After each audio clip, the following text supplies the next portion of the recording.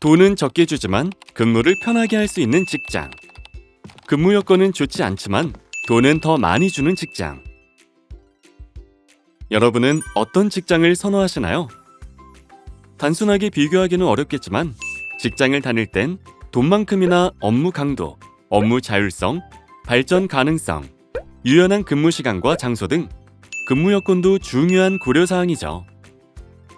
최근에는 임금 수준보다도 근무 여건을 더 중요하게 생각하는 사람들이 많아졌습니다. 더 좋은 환경을 위해 임금은 일정 부분 포기할 수 있다는 사람들이 늘어난 거죠.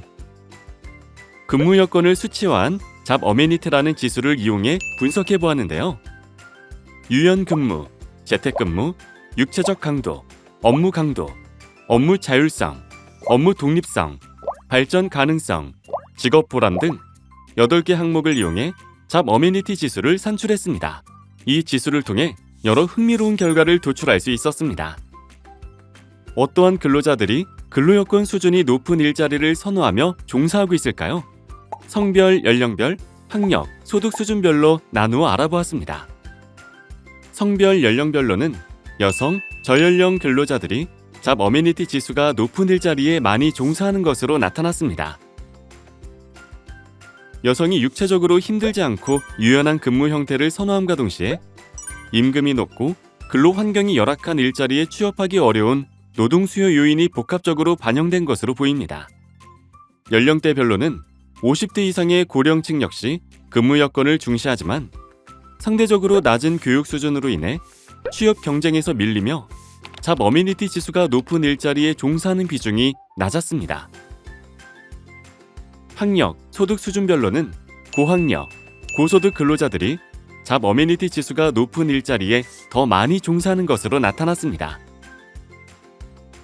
이는 이들이 육체적 능력을 덜 요구하며 개인의 발전 가능성이 높은 인지적 전문적 일자리에 더 많이 근무하기 때문인 것으로 보입니다. 직업별, 산업별로는 어땠을까요? 잡 어메니티 지수가 가장 높은 직업은 법률 및 감사 사무 종사자, 상품 기획 홍보 및 조사 전문가 등인 것으로 나타났습니다.